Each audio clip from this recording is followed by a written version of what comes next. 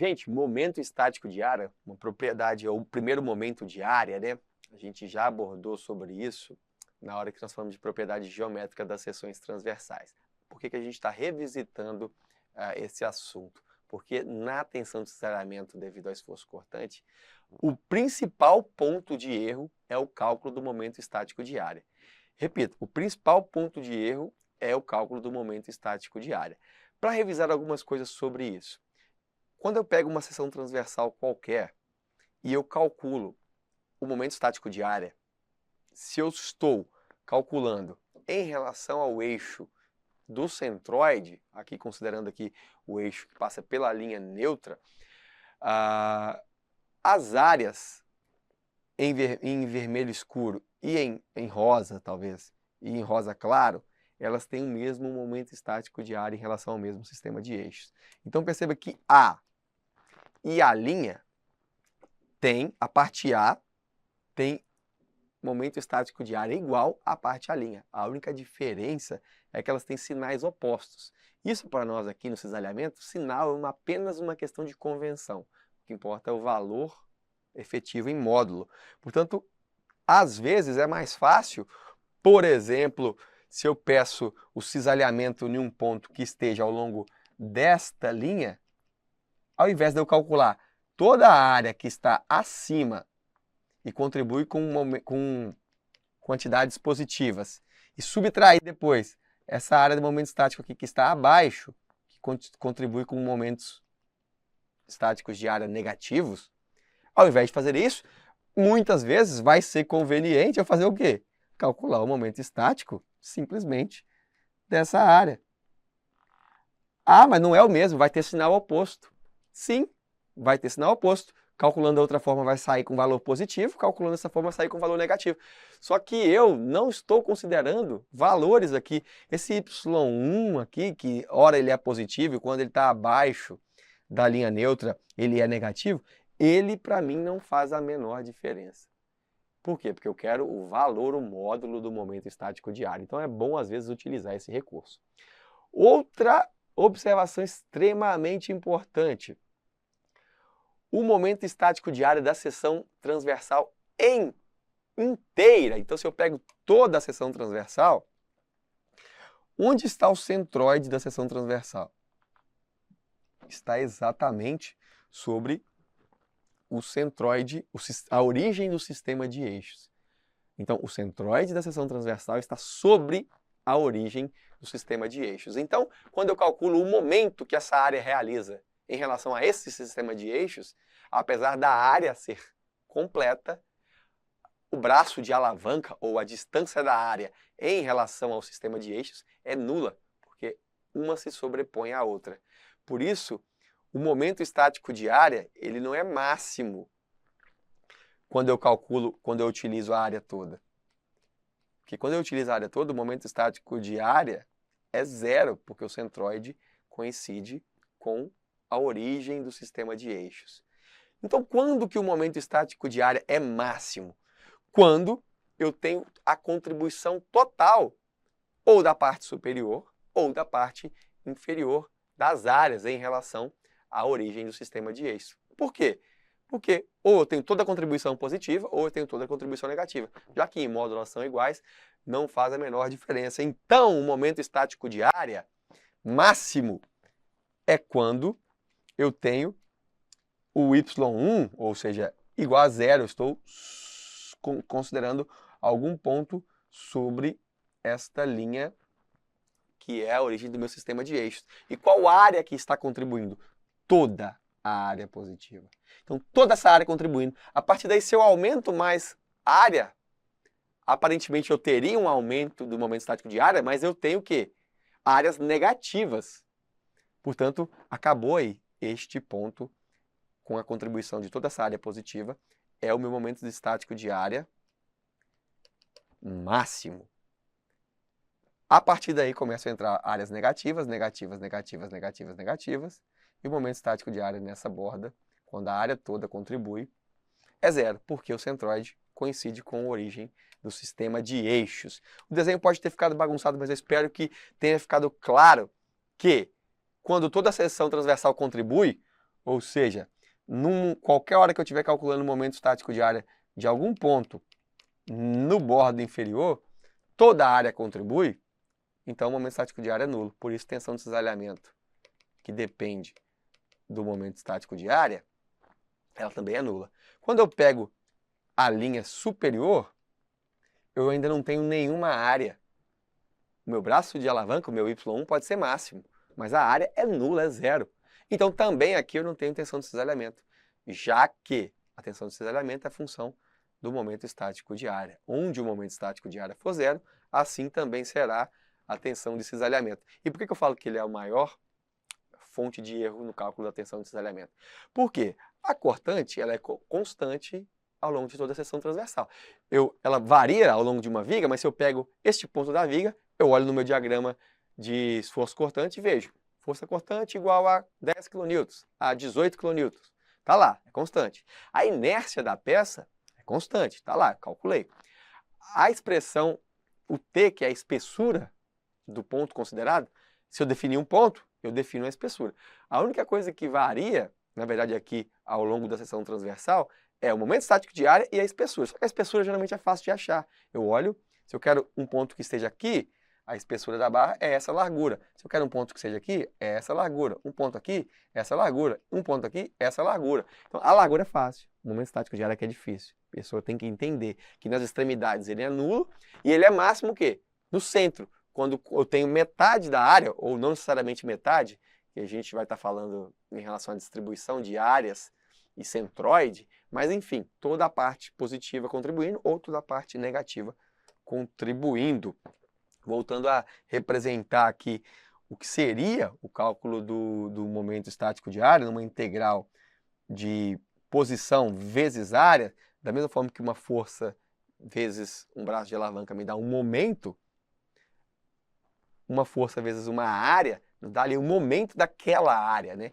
Não diferente do momento de uma força, mas com a mesma ideia. Braço de alavanca vezes área, assim como o braço de alavanca vezes força nos dá o momento. Aqui é o momento estático da área, mostrando que o momento estático da área clara é igual ao momento estático da área escura, novamente, mostrando que os sinais eles importam, influenciam, e que as tensões são máximas e mínimas. Aliás, as tensões são nulas nas extremidades superior e inferior e que são máximas quando eu considero todo o trecho positivo. Uma última observação é que eu posso determinar, fracionar áreas mais complexas em pequenas áreas onde eu conheço o centroide e daí eu posso calcular o momento que elas exercem em relação ao meu sistema de eixos. Aqui, o meu sistema de eixos está passando pela base desse retângulo. Se fosse uma peça submetida à flexão, eu iria calcular o momento estático de área passando o quê? Pelo um eixo que passa pelo centroide. Então eu teria que ter esse sistema de eixo XY e daí sim calcularia o momento estático de todas essas áreas. Quando que ele seria máximo? Quando todas essas áreas positivas aqui estivessem colaborando. Quando que ele seria nulo? Em pontos superiores e inferiores aqui desta figura. Só para fazer uma analogia. Neste caso aqui, deste desenho especificamente, eu estou calculando o momento estático de área para determinar as coordenadas do centroide e então poder criar meu novo sistema de eixos de origem, né? Para fazer o cálculo das tensões de flexão e demais propriedades geométricas, por exemplo, inércia. Perceba agora o seguinte, questão da Cis-Gran-Rio. Considerando que em uma viga de seção retangular as tensões de cisalhamento variam parabolicamente, o máximo valor de cisalhamento no plano da seção transversal de área A, submetido a uma força cortante Q, é... Opa, então vamos lá.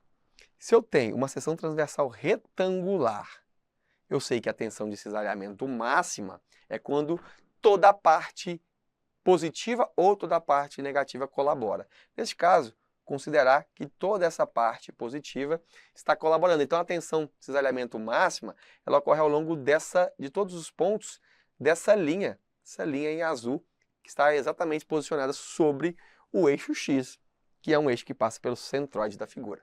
A inércia vai ser constante, a inércia em torno de X, ela vai ser 1 sobre 12 base vezes altura ao cubo. Também é uma propriedade que deve ser calculada em relação ao sistema de eixos que passa pelo centroide dessa figura. A espessura nesse ponto, T, nada mais é do que a própria base, e é constante também, ao longo de toda a seção transversal, nesse caso.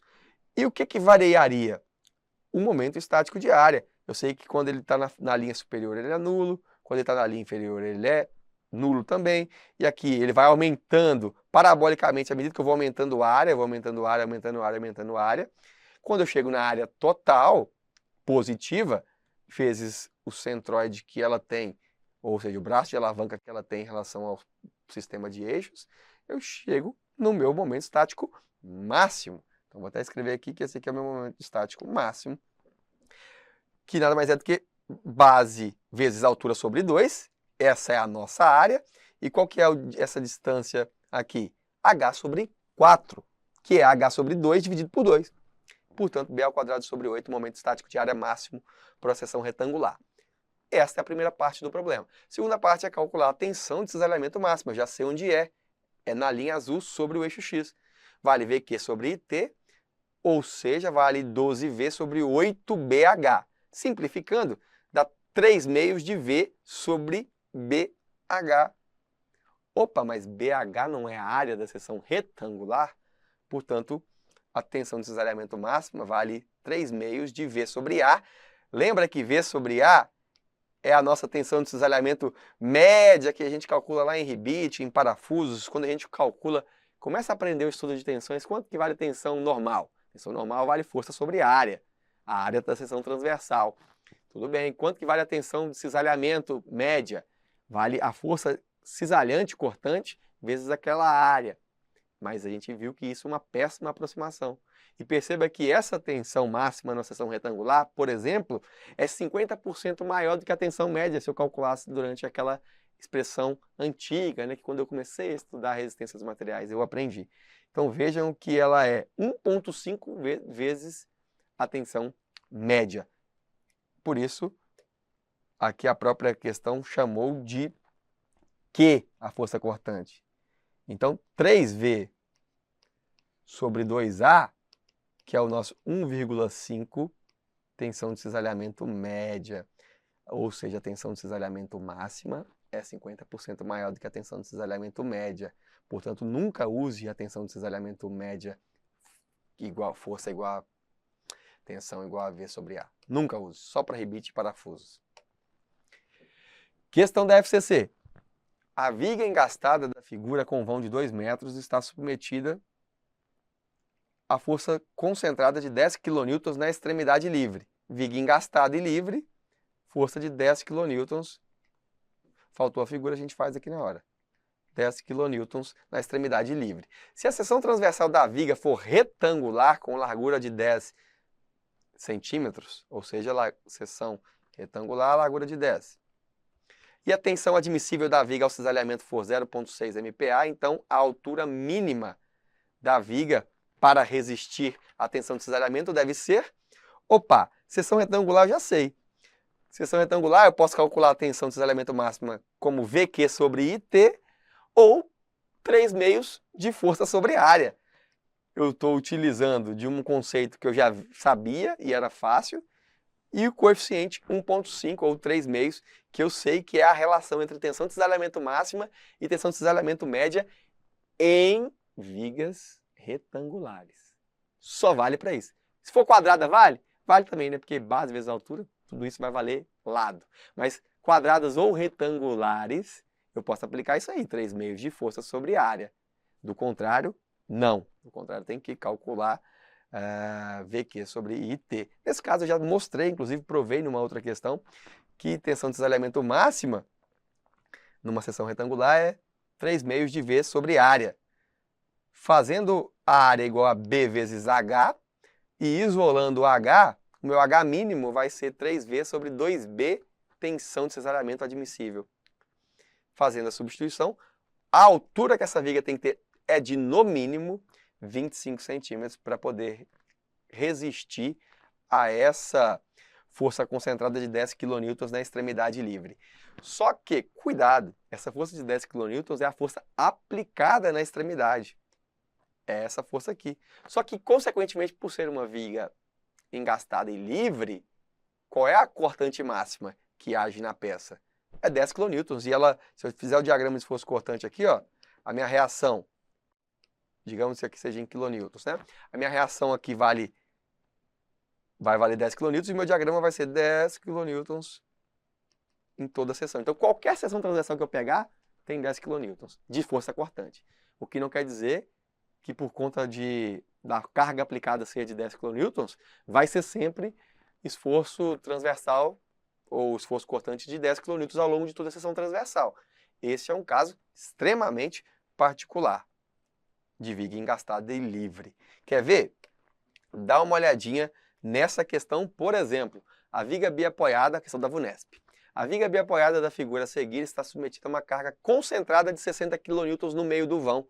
Considerando que a seção transversal da viga é retangular, com base de 10 centímetros, e que a tensão admissível de cisalhamento do material é de 1,5 MPa, a altura mínima da viga, devido ao esforço cisalhante, é de...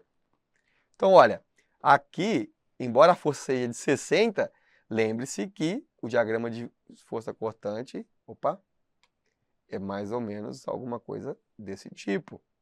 Esse aqui é o nosso deck. Se quer saber a tensão, a força máxima, né, ou a largura de forma a resistir, eu pego a seção crítica. Qual é a seção crítica? Isso daqui vale 30, isso aqui vale menos 30. Mais e menos. Qualquer seção da extremidade, ou a seção A ou a seção B, qualquer seção é uma seção que vai ter os maiores esforços cortantes, que no caso de 30 kN em módulo. Então é ela que tem que ser usada para o dimensionamento, porque se tiver alguém para atingir a tensão de cisalhamento máxima, 1,5, vai ser a extremidade, ela vai atingir primeiro, óbvio. Portanto, veja, a carga é de 60, mas V máxima é 30. Não é igual a gente viu em viga engastada e livre. De resto, mesma aplicação, mesmas substituições, a tensão tem que ser sempre menor do que a tensão admissível, né? A tensão atuante tem que ser menor. Então, 3V sobre 2BH tem que ser menor que a tensão admissível, H tem que ser maior ou igual a 3V sobre 2B tal admissível.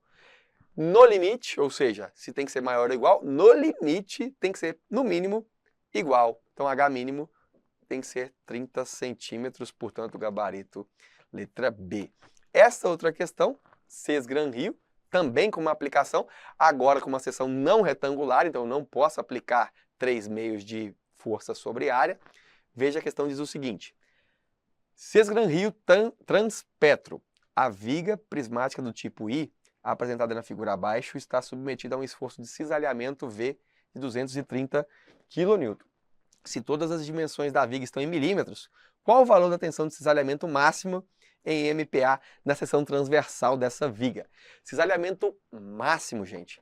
Se é cisalhamento máximo aqui no perfil I, onde toda a área acima do sistema de eixos que passa pelo centroide atua. Então, considerando que eu tenho uma força V aqui, está inclusive mostrada aqui em preto, toda essa área acima colabora e V é de 230 kN. Portanto, vou calcular as propriedades. Qual é a espessura no ponto que eu vou calcular a tensão máxima? 30 milímetros é a largura. Qual é a inércia? Tática, assista a aula de inércia, mas 1 sobre 12, 90 sobre 200 ao cubo, que seria a inércia de todo esse quadrado, e agora desconto a inércia das laterais. Princípio aí, né, ou aplicação da subtração. Simplifica nossa vida. Momento estático de área. Qual área que tem que entrar? Toda a área positiva, ou toda a área negativa, tanto faz. Por convenção ou por facilidade, faremos da parte superior. Lembro que eu posso aplicar o princípio da superposição, ou somar a área, o centroide de cada área que eu conheço. Então eu tenho essa área e eu sei que o centroide dela está aqui. Então basta saber essa distância. A área vale 50 por 90, essa distância vale 75. Só que eu tenho que somar com essa outra área aqui.